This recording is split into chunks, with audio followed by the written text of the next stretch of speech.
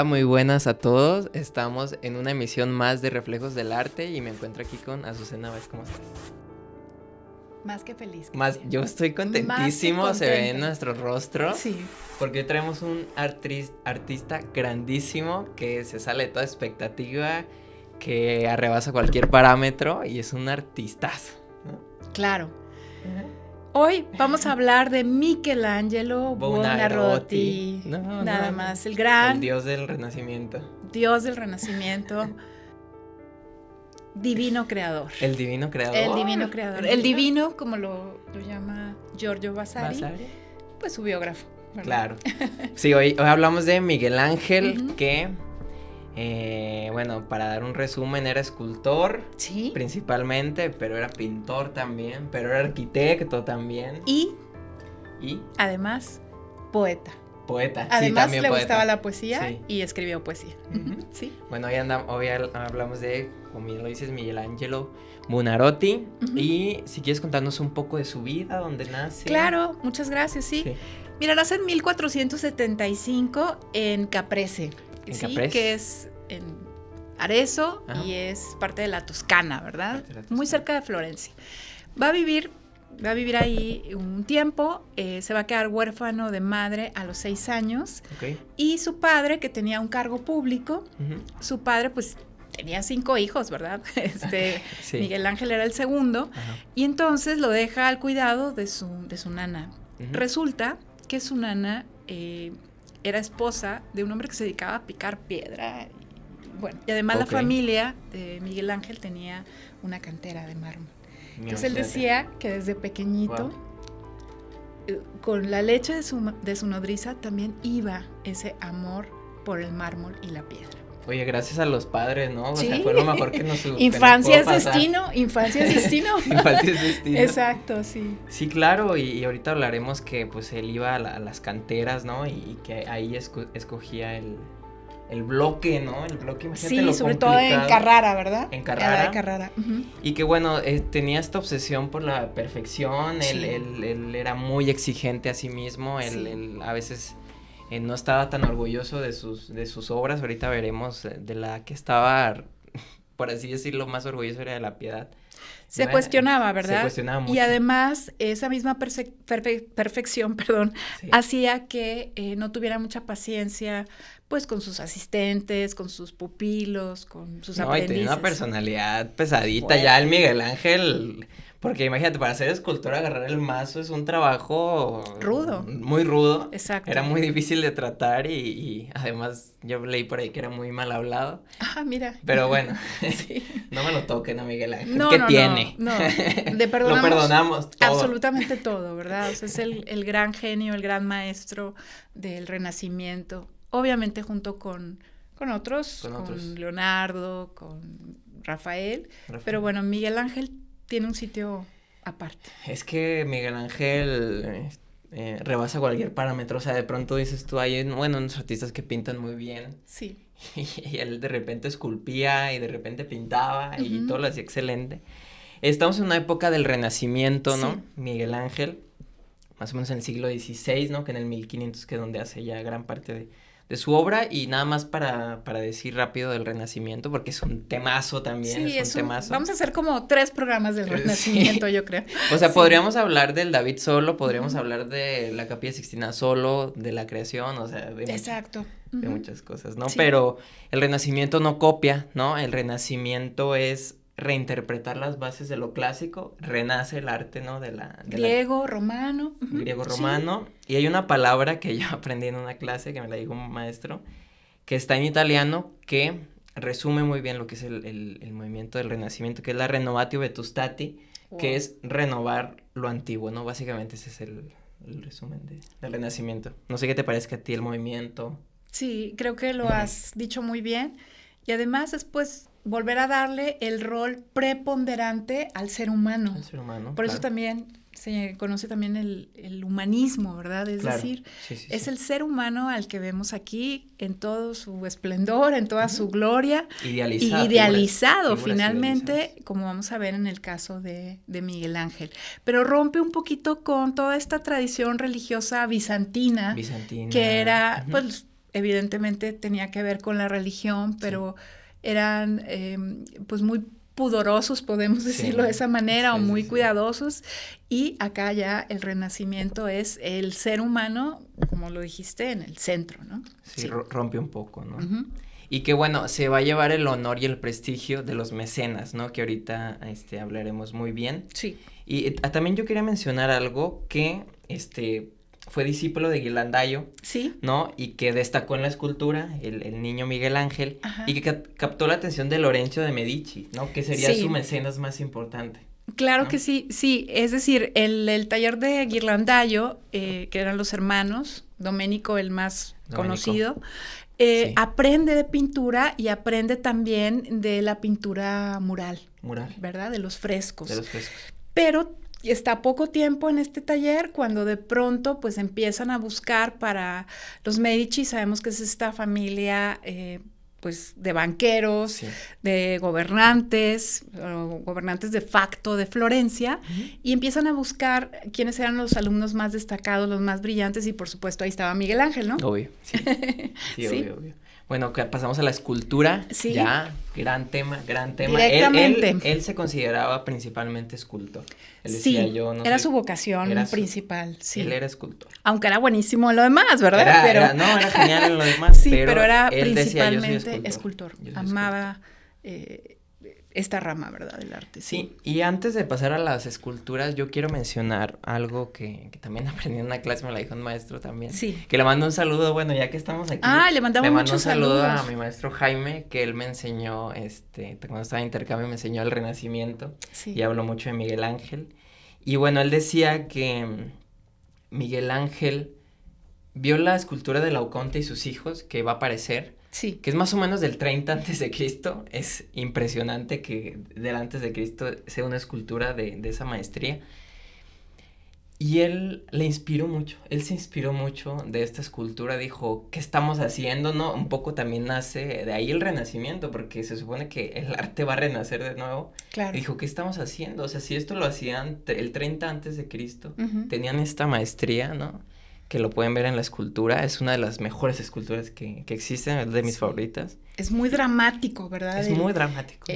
Los gestos de Los gestos muy expresivos. Cómo es atacado, ¿verdad? Hay anatomía, hay uso de la anatomía, los músculos. Los músculos sobre todo para... Él se inspira muchísimo en esta escultura, nada más mencionar eso. Laoconte. Tenerlo en cuenta, ¿verdad? ¿Quieres pasar a la Piedad? Sí, claro. ¿Sí? Vamos a hablar un poquito de la Piedad. La Piedad es de 1499, es un Miguel Ángel de 23, 24 años, o sea, muy joven. Nos humilla todo el tiempo Miguel Ángel, yo tengo 23 años. Imagínate. Y bueno, elige, el mármol, ¿verdad? Es de Carrara. Sí, va hasta Carrara. Va hasta Carrara a escogerlo. Y pues bueno, es la Piedad, es la imagen de la Virgen María, una Virgen María que la está representando muy joven, realmente. Joven. Pues la Virgen María, estamos hablando de que tendría ya 47, 48 años, cuando muere su hijo, Jesús, pero está representando un rostro muy contenido, ¿verdad? Dentro del sufrimiento y del dolor que siente, muy contenido. Sí, muy contenido. No es tanto sufrimiento. Sí. Y que también la Virgen está un poco desproporcionada, pero bueno, eso es eso lo hizo intencionalmente, ¿no? O sea, está como para dar ese efecto de arropar al hijo, ¿no? De abrazarlo. Sí. Y que, bueno, según Vasari, yo aquí traigo que la Virgen no muestra exactamente ni dolor ni pena, ¿no? Más bien es serenidad. Y que Miguel Ángel, mira qué bonito esto, reflejaba así la idea de que no hay nada más bello que el amor y no hay amor más grande que el de una madre. No hay amor más grande que el de una madre. Y vemos el cuerpo de Jesús que no tiene las heridas de la pasión, ¿verdad? Y que es el cuerpo de Jesús, bueno, como si estuviera dormido, con un abandono en el regazo de su madre. Y vamos a ver aquí el rostro, porque cuando nosotros vemos la Piedad, muchas veces en los libros o incluso está en el Vaticano, en la primera capilla. Sí, en la basílica. En la basílica de San Pedro, en la primera capilla de la basílica de San Pedro, está en el Vaticano. Vemos el rostro de Jesús muy rara vez, ¿verdad? Sí, no, porque está así. Por el ángulo en el que está. Entonces ahorita lo vamos a ver para que vean la belleza que tiene la Piedad. Es preciosísimo. Es precioso, ¿no? Y que es un momento muy dramático, es cuando Cristo baja de la cruz. Exactamente. No es un momento muy triste también. Y voy a contar una anécdota, algo muy importante que trae, bueno, no una anécdota, pero algo que leí que yo no sabía de la Piedad. Sí. Es que originalmente estaba para la antigua Basílica de San Pedro, que es la capilla de los reyes de Francia. Estaba concebida para otro lugar y Miguel Ángel, entendiendo que estaba concebida para ese lugar, la puso de modo que llegara a la luz, o sea, que llegara a la luz, iluminara a Cristo y dejara en penumbras a la Virgen María. Esto es impresionante. Sí. Y también otra cosa, que si ustedes se fijan, va a salir ahorita la foto, el artista cinceló una línea horizontal en la frente de la Virgen, yo no sabía esto, que coincidía exactamente con el borde de hasta ahí llegaba la sombra, ¿no? Logrando, o sea, sugiriendo la presencia como de un velo transparente en el rostro. ¿Cómo te quedas con eso? No, es sin verdaderamente... palabras. Es que sin palabras. O sea. Sí, creo que, digo, la Piedad es una de las esculturas, bueno, más importantes, es de una belleza impresionante y sabemos que actualmente, bueno, pues está protegida, ¿verdad?, por un vidrio antibalas. En el próximo programa vamos a contar... Hablaremos de esa historia. De los ataques, ¿verdad?, y de este... síndrome de Stendhal, ¿se puede decir así? Sí, es un síndrome de cuando ves una obra una obra maestra, ¿verdad? Una obra de este tamaño. Y bueno, no sé si quieras que comentemos lo de la banda o lo decimos en datos curiosos. Lo de la... No, adelante. Ah, bueno, sí, nada adelante. más, es un pequeño dato que tanto a Cristian como a mí nos llamó mucho la atención, y es que si nos fijamos... Sí. En el pecho de la Virgen María hay una banda que lo está cruzando que dice Michelangelo Buonarroti Florentino la hizo, ¿no? ¿Por qué está esta banda? Bueno, porque decíamos, era un Miguel Ángel muy joven que ya tenía un prestigio entre quienes sabían, ¿verdad? No, claro. Pero en general, pues no era tan conocido. Y entonces, pues... escuchó, ¿verdad?, a algunos decir, mira, esto lo hizo X artista, y pues con un cierto gesto de vanidad puso su nombre. Después se arrepintió, según lo que nos dice Vasari, y ya después... ¿Se arrepintió? Sí, se arrepintió de esa, pues de esa vanidad que tuvo de firmar esta obra, y posteriormente ya nunca la firmaría. Sí, es importante, esto es muy importante porque estamos en una época del Renacimiento en el que ya se reconoce un poco más a la persona, pero no tanto al artista. O sea, el artista todavía no es tan reconocido, no era habitual firmar las piezas, ¿no? Exacto. Pero a mí se me hace, está en todo su derecho de poner ahí Miguel Ángel. Claro. Yo hubiera puesto ahí neón, ¿verdad? Sí. O sea, sí. Que se vea más el autor, más que la escultura, ¿no? Sí.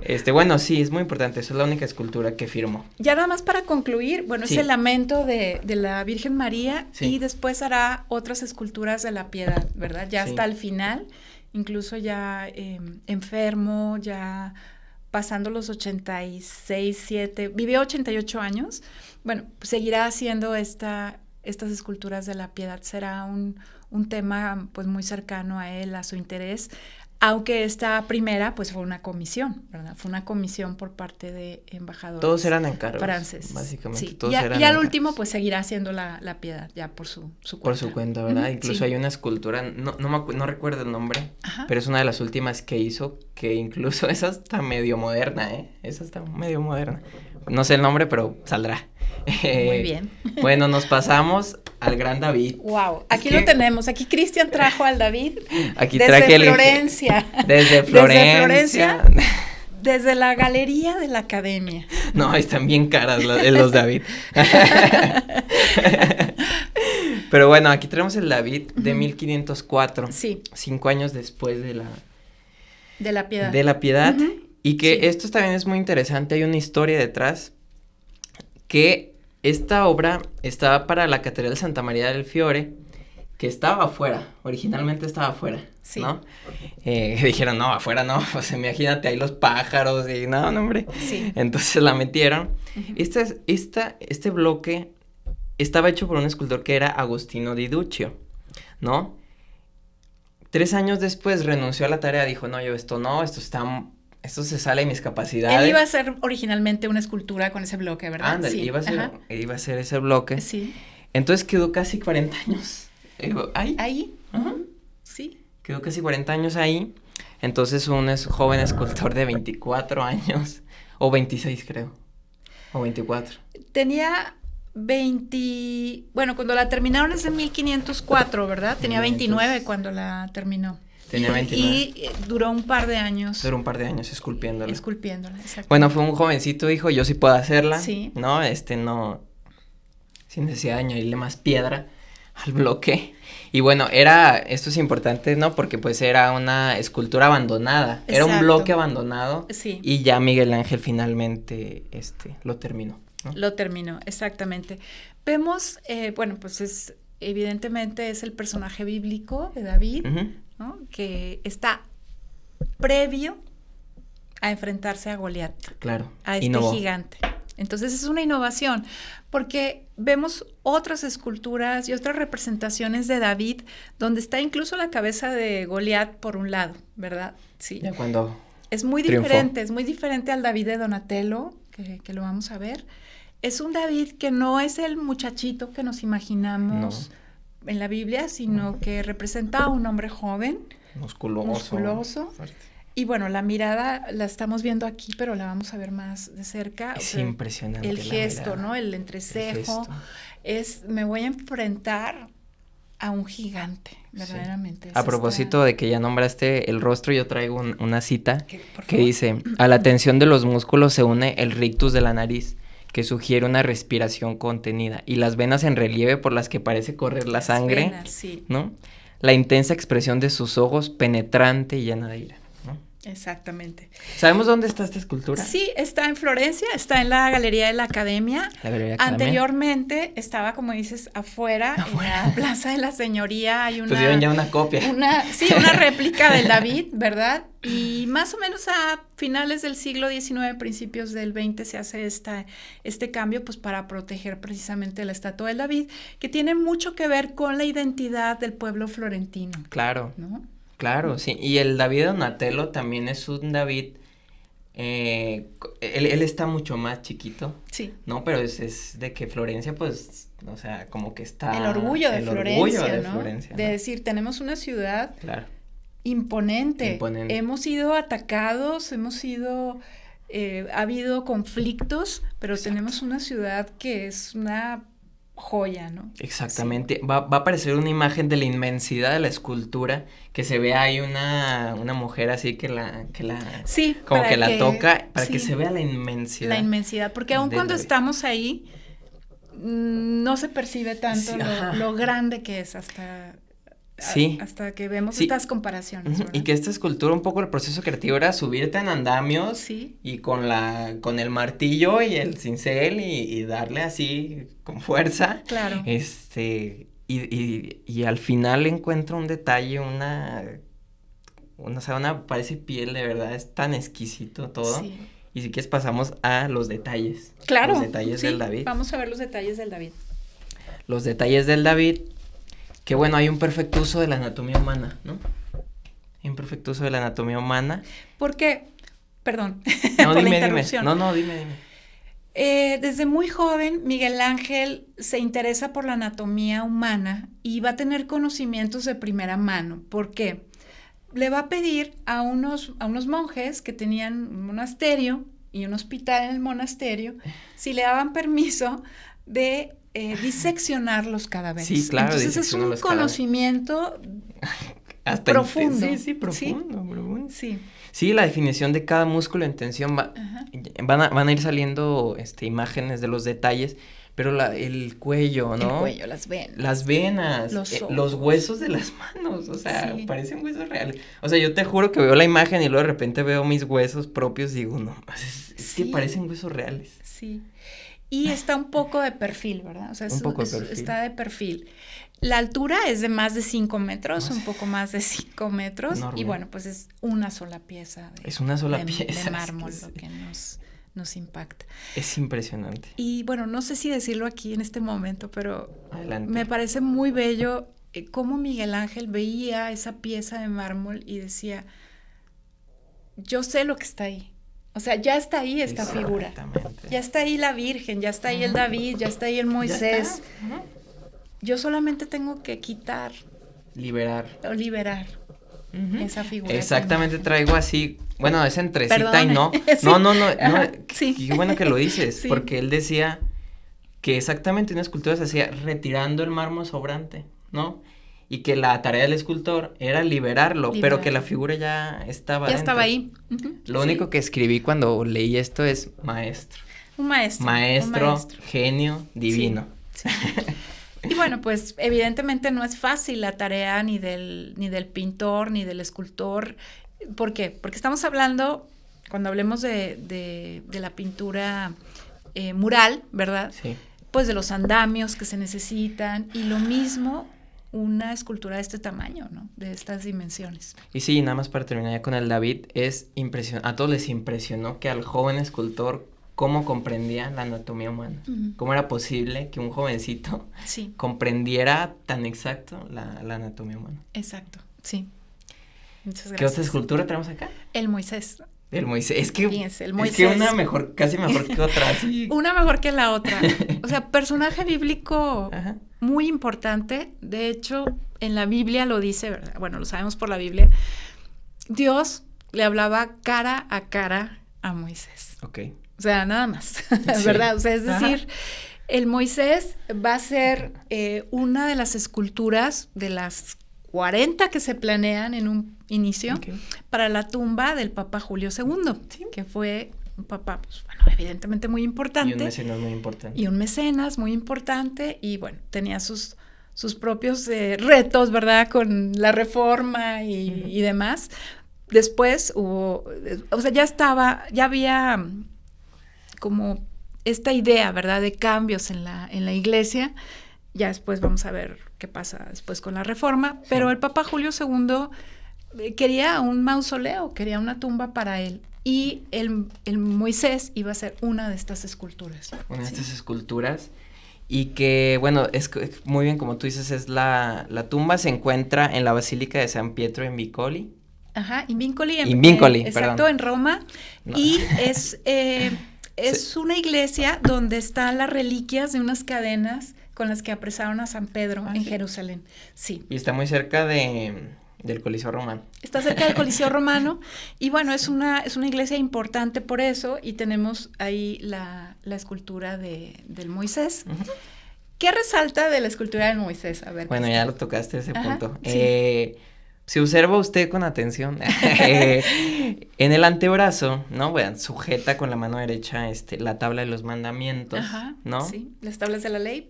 Y observas un pequeño músculo que va a salir ahorita, un pequeño músculo que se marca en esta parte. Inténtelo usted en casa, porque yo cuando vi esto, yo lo intenté, yo dije, a ver. Entonces, si usted levanta así como el Moisés, el dedo anular, creo que es el anular ¿verdad? Sí. Sí, ¿verdad? Sí se llama anular. Meñique, anular, cordial, índice y pulgar. Bueno, yo lo conozco como medio o el pelado. Bueno. No. De por sí. Lo siento. De por sí, Cristian. Y bueno. Muy bien. Si usted levanta este dedo, ¿ves cómo se mueve este músculo? Sí.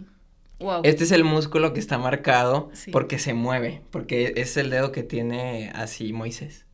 Imagínate ese detalle, ¿verdad? Imagínate ese detalle. Sí. Usted inténtelo en casa. Nada fácil. Hay quien dice que, bueno, el Moisés de Miguel Ángel tiene un cuernito. Ah, sí. Un cuernito. Que fue un error de él, ¿no? En realidad es una interpretación, no necesariamente es un error de él, pero es una interpretación de la Biblia que de lo que hablaba en realidad era, en lugar de un cuerno, un rayo de luz. Sí, un rayo de luz. Era el rayo de luz, era iluminación. Pero bueno, es un detalle nada más de la escultura. Y nada más mencionar un detalle que tienes que pagar como 3 euros para que se ilumine el Moisés, porque si no está oscuro. Si no está oscuro. Nos recuerda a Caravaggio, ¿no? A Caravaggio, sí, con la vocación de San Mateo. Que está en una iglesia y que tienes que pagar 3 euritos para que se ilumine como 1 minuto, por ahí. Pero entonces, pues, te esperas ahí a que un turista lo ponga y ya. Y dices, ¿me alcanzará para un capuchino o para...? Sí, ¿un gelato? Sí, un gelato. O ver el Pues bueno, muy bien. Un detalle del Moisés, cuando termina de esculpir el Moisés, Miguel Ángel le da un golpecito con el martillo, tiene una pequeña línea en la rodilla y es la historia que se cuenta que le da un ¿sí la tiene la línea? Sí. Mira, aquí casi no se ve, pero lo vamos a tratar de ver. Sí, cierto, sí tiene una línea. Se ve como una especie de... Sí. Pues sí, como una especie de herida, ¿verdad? Sí. Lo golpea y le dice, ¿por qué no me hablas? Ahora habla, ¿verdad? Es decir, ahora... Es lo único que te falta. Es lo único que te falta. Y nos recuerdan mucho a Pigmalión, a este mito de Pigmalión que hace la escultura y bueno, y quiere que tenga vida, ¿verdad? ¿Por qué? Porque el mismo Vasari y algunos otros de sus contemporáneos lo decían. Solamente Dios pudo hacer esto con la carne y lo estamos viendo en el mármol. Imagínate, me imagino yo un Miguel Ángel apenas terminando, ¿no? Él solo, enfrente de su creación. Imagínate lo impresionado incluso que estaría él, ¿no? Él. Ay, ¿por qué no me habla? O sea, es tan realista, es tan perfecta que la palabra perfecto tiene muchos matices, ¿no? Claro. Pero él estaba enfrente de su creación y imagínate. Sí, bueno, decir que finalmente van a pasar muchos años, muere Julio II, y en fin, va a quedar esto, que es evidentemente el Moisés, en San Pietro in Vincoli, en Roma. Sí. Ok, y traemos la última obra que es impresionante, una obra monumental. Sí. Y ahora es el pintor Miguel Ángelo, ¿no? Claro. ¿De qué hablamos ahora? Bueno, hablamos de la Capilla Sixtina, que es el mismo Papa, Julio II, que le pide decorar la Capilla Sixtina. Ya había otros artistas de la época. Botticelli. También, ¿verdad? Sí. Y luego, posteriormente Rafael también va a ser de los que eran un poco rivales, ¿no? Eran rivales, sí. Que entre Rafael y... Sí, había ahí como un pique, ¿verdad? Un pique. Cierta envidia, ¿no? Sí. Cierto... Pero bueno, la Capilla Sixtina tiene el nombre de Sixtina por un papa, Sixto, ¿verdad? Que por eso lo conocemos como la Capilla Sixtina. Es donde se lleva a cabo el cónclave para elegir al papa. Exactamente. Y recientemente en la película Cónclave vimos como hay una pequeña explosión ahí mientras están en el cónclave en la Capilla Sixtina. Y al principio, Miguel Ángel, que hemos hablado de su vocación y de su maestría como escultor, dijo, no, yo no. Dijo él. Me rehúso. Pero pues estamos hablando del Papa, o sea, no es como que le digas no a tu mamá, ¿verdad? Que también es grave, pero no tanto. No, y en ese tiempo la iglesia era lo más poderoso que había. Muy poderosa, ¿no? Y Julio II también lo fue. Entonces al principio dijo que no, pero bueno, ya lo convenció de que pintara la Capilla Sixtina. Y bueno, vemos... diferentes, aquí tenemos por ejemplo la creación de Adán, sí, que es la más famosa, que es lo más famoso, que vemos a un Adán muy musculoso que está recibiendo o está acercando su dedo al dedo de Dios. Dios aparece en un como un manto, cerebro, ¿no? Sí, manto que, han dicho que es tiene cerebro, una forma, ¿no? Como el cerebro. Y que él está flotando. Él está flotando y le está dando la vida, ¿verdad? No se tocan los dedos, se acercan solamente y le está dando la vida a Adán. Y bueno, también vemos a una bellísima mujer que aparece a un lado de Dios, y entonces vemos que pues puede ser Eva, que ya estaba en la mente de nuestro creador. Sí, lleno de simbología, ¿no? Todas estas figuras están llenas de simbología. También Adán, pues él está en una colina verde, él pues está en la tierra y Dios está flotando, y que exactamente le transmite la chispa de la vida. Yo quiero hablar un poco del proceso creativo. Sí, es subirte también en andamios. Él pintaba acostado, ¿no? Él se acostaba y pintaba los techos. Sí. Iba por figuras, ¿no? Hay quienes dicen, bueno, está esta tradición, perdón, que estaba acostado. Hay quienes dicen que estaba de pie, pero pues, obviamente no era nada natural el tener que estar todo el tiempo inclinado, ¿verdad? Sí. Entonces, es eso, sí. Sí, bueno, son especulaciones, pero sí dicen que estaba acostado, que le olía también mucho la espalda. por eso, ¿no? Y realmente duró muchos años pintando, ¿no? La técnica del fresco es muy, muy, muy difícil, ¿no? Porque no admite errores, ¿no? Es una técnica que tiene que ser muy, muy precisa, exige tiempos muy breves, exige pintar las figuras. Entonces Miguel Ángel iba así por figuritas, ¿no? Sí. Hay muchísimas figuras, ¿no? Sí, hay muchas figuras. Bueno, decir aquí tú lo mencionabas que entre 1508 y 1512 fueron estos 4 años de estar pintando la Capilla Sixtina, donde vemos escenas, además de la creación de Adán, vemos también, por ejemplo, la expulsión de Adán y Eva del paraíso. Aquí es bien interesante porque vemos 2 escenas, ¿no? Una donde está el mismo Adán como tomando el fruto prohibido junto a Eva, y Eva se ve muy bella, joven, y posteriormente está la serpiente o la figura de la serpiente y la expulsión del paraíso después de que pues tomaron esta fruta prohibida, y ya se ve una expresión de Eva muy distinta, como envejecida, como increíble sombría. Ese detalle, ¿no? Increíble Ese detalle, y que se te escapa un poco, ¿no? Porque sí. Pues está en el techo y tú la ves y te alejas, no es como ver un cuadro enfrente de ti, ¿no? Exacto. También está el diluvio, por ejemplo, el diluvio, sí, representado. distintas escenas del Antiguo Testamento. Del Antiguo Testamento. Y bueno, hay que decir que en la década de 1980, de 1990, se restauró y se recuperaron muchos de los colores originales o de los tonos originales. Okay. Y entonces, pues, mucho más vibrantes, ¿verdad? Mucho más colores más vivos. Uh-huh.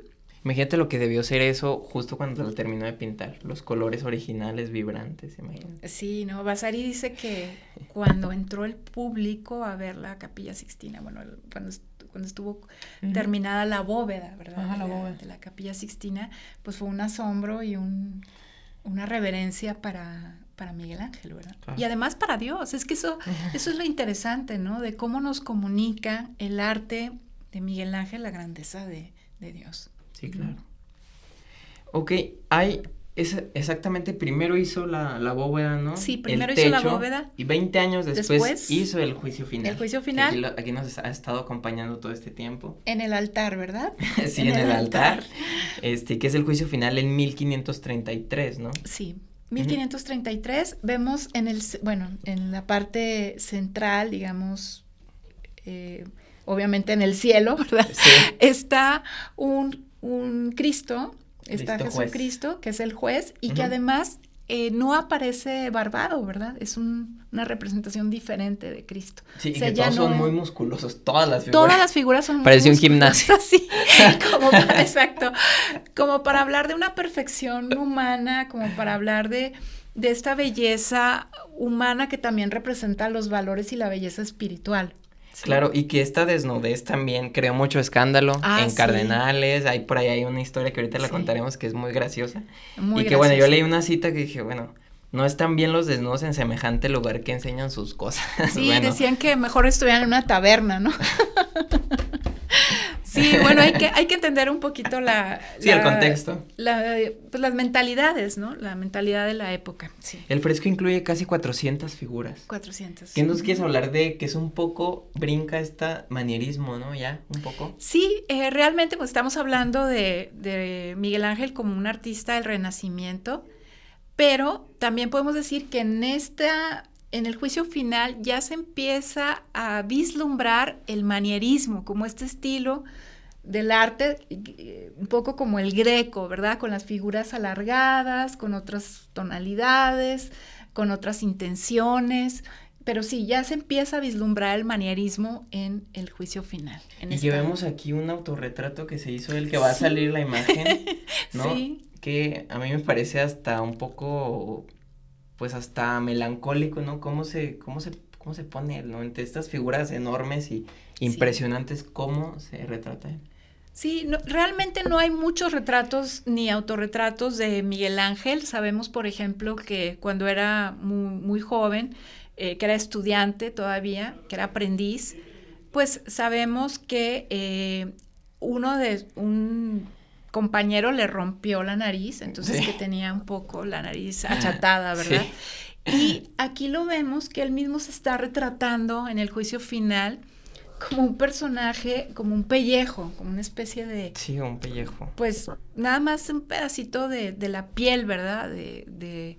Es su autorretrato. Su autorretrato. Y pues vemos a los personajes que están de un lado y del otro, y personajes que están ya que han sido condenados, sí, ¿no? Sí, que tocan las trompetas y que unos se van al infierno. Al infierno, los y otros pues sí, y otros son recibidos por Jesús. Ajá. ¿Contamos la anécdota? Claro, sí. Bueno, en los frescos primero, un cardenal que no tengo el nombre. ¿Tú traes el nombre? Yo no traigo el nombre. Pero bueno, ni lo quería apuntar el nombre. Un cardenal dijo, no, ¿cómo es posible? Y creo que aquí lo traigo, pero... incluso mandó a tapar las partes de muchos sí, mira, figuras. Era Biagio de Cesena. Le metió la idea al Papa de que sería necesario tapar los desnudos más gráficos, ¿no? Los desnudos más gráficos en general.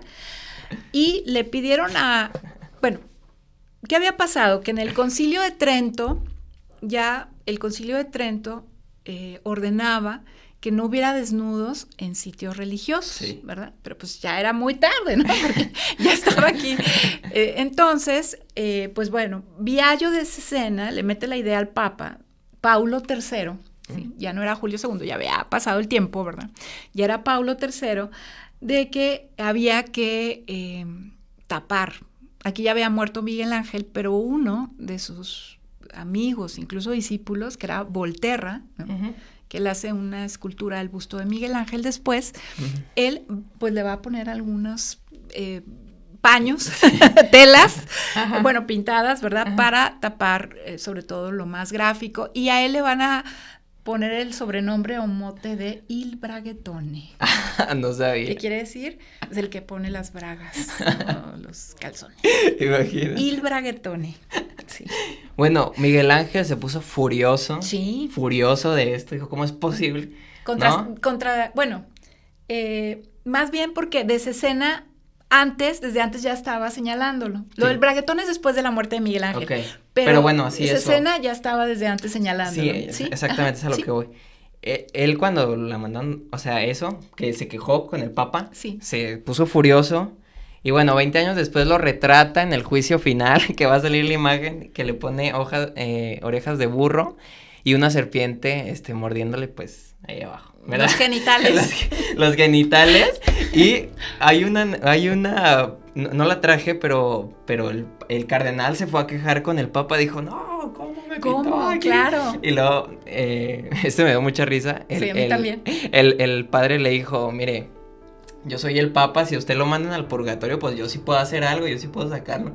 Pero usted lo mandaron directamente al infierno, del infierno, y si no puedo hacer nada. Yo no tengo injerencia en el infierno. No puedo sacarlo de ahí. Yo no tengo injerencia en el infierno, entonces no puedo hacer nada, y pues ahí se quedó con sus... Ahí está el cardenal, con sus por toda la eternidad. De burro, por la eternidad. Y pues bueno, ha sido la historia en la historia del arte hay muchos ejemplos, hay muchos casos de estos, ¿no? Sí. Bueno, ya hablamos de muchas obras, ya para concluir, para cerrar ya el programa, no sé cuánto tiempo llevamos aquí, pero ya tenemos que finalizarlo. ¿Qué concluirías de Miguel Ángel? El más grande artista de todos los tiempos, el más grande artista pues para mí de toda la historia, ¿no? Sí, alguien que domina la pintura, la arquitectura y sobre todo la escultura, perdón. No, nada más iba a decir, ¿sería exagerado decir que es el artista italiano más grande? ¿Más importante? Para mí es el artista más grande italiano, no italiano, de todos los tiempos. Okay. Para mí. Ok. ¿Sí? No, sí, yo también lo pondría ahí. ¿También? Sí. Chócala. Bueno, en el top. Tengo que pensarlo bien. Bueno, en el top. Top 3. Okay. ¿Quién más? No sé. ¿Quién más, Cristian? Bueno, entraremos en eso. Bueno, no, pero bueno, son referentes. Lo discutiremos después. Después. Muy bien. Hizo referentes insuperables. El Renacimiento dejó un legado eterno. Eterno. Y como dijo Vasari, es el divino creador. Es el divino creador. Solamente para concluir también una frase de Vasari. Dios volvió clemente los ojos hacia la tierra y mandó a Miguel Ángel. Qué bonito. Muy bonito. Sí. Sí, es el divino creador. Es el divino creador, sí, es Miguel Ángel y bueno, no hay más. No hay más que escribir ni que contar. Gracias por su atención, gracias por seguirnos y bueno, esperamos que este programa les haya gustado. Muchas gracias, Cristian, por todo lo que nos has compartido y nos vemos muy pronto en un programa más de Reflejos del Arte. Muchas gracias. Hasta pronto. Adiós. Adiós.